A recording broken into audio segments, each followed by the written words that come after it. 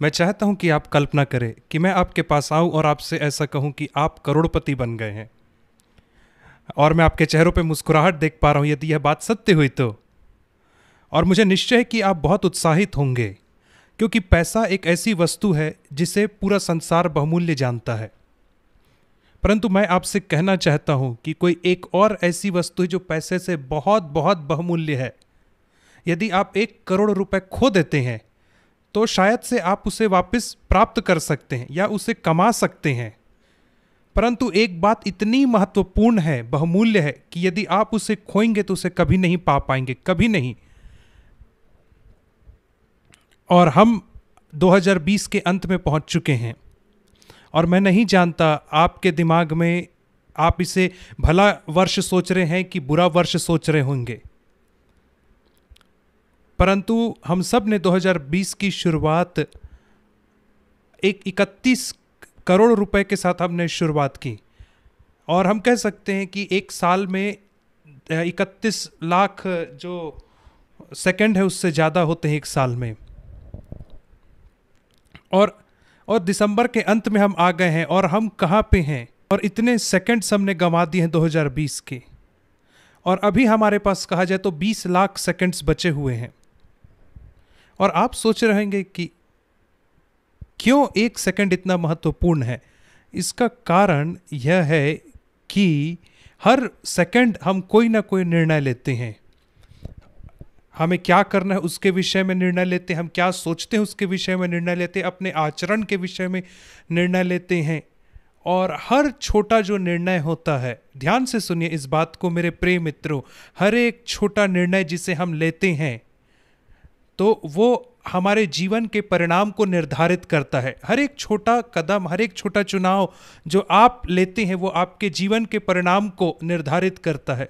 इसलिए आज मैं आपसे निर्णय के विषय में बात करना चाहूँगा और कैसे यह चरित्र का निर्माण करता है। मैं चॉइस का शब्द का इस्तेमाल करूँगा जिसकी स्पेलिंग है CHOICE, ताकि मैं इसे समझा सकूँ। चॉइस में सबसे पहला लेटर जो है वो C है, और यही तो सबसे महत्वपूर्ण चुनाव है जिसे आप कर सकते हैं, और यह है मसीह का चुनाव करना, क्राइस्ट का चुनाव करना।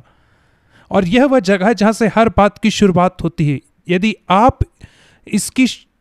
आप इस चुनाव को सही रीति से करते हैं तो आपके जीवन के आगे आने वाले सारे चुनाव सही होंगे। क्या आप जानते हैं कि हम में से हर एक के पास एक शरीर है? मुझे निश्चय है कि आप सब जानते होंगे, क्योंकि यही वह चीज़ है जिसे आप देख पाते हैं। परंतु जिसे आप नहीं देख पाते हैं, जिसे नहीं जान पाते हैं, वह यह कि हमारे अंदर एक प्राण है और आप उसे नहीं देख पाते हैं।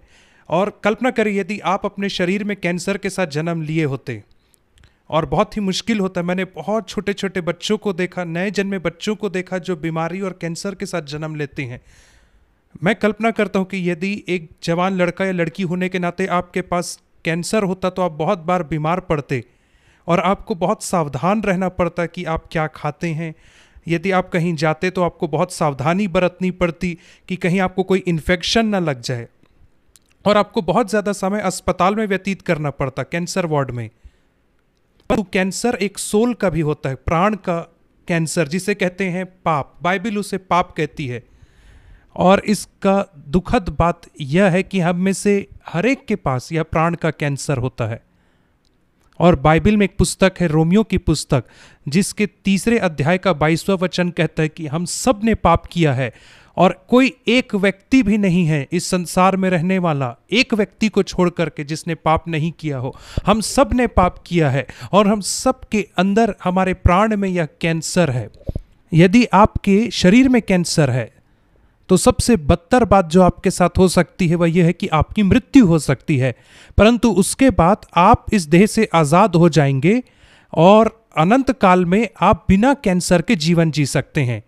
परंतु यदि आपके कैंसर है सोल में, प्राण में, परंतु आपके मरने के पहले वह आपसे दूर नहीं किया, और आप उस कैंसर के साथ अपने प्राण में जी रहे हैं, और परमेश्वर इतना पवित्र है, इतना धर्मी है कि वह किसी भी प्रकार के कैंसर को अपनी उपस्थिति में, अर्थात स्वर्ग में, अनुमति नहीं दे सकता है।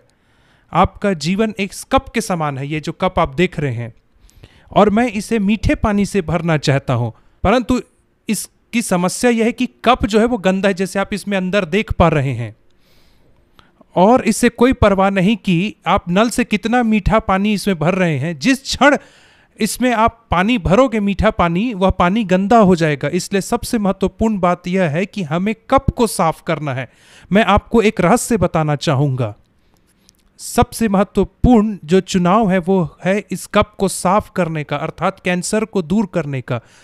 और ये सारे चुनाव में से सबसे आसान चुनाव है। और जो सी जो यहाँ पे है वो क्लीनिंग के लिए, सफाई के लिए नहीं, परंतु सी अर्थात क्रिस्त के लिए है, क्राइस्ट के लिए। मैं चाहता हूं कि आप क्राइस्ट को अर्थात क्रिस्त को चुन लो। मैं चाहता हूं कि आप जानो, यदि आपके प्राण में यह कैंसर है तो आप इसे अपने आप से साफ नहीं कर सकते हो। यदि आप इसे साफ करने की कोशिश करोगे खुद से तो कभी नहीं कर पाओगे, असफल होकर यह कभी नहीं होगा। परंतु यदि आप प्रभु से पूछोगे, मांगोगे, तो वह तुरंत इसे साफ कर देगा, खुशी खुशी।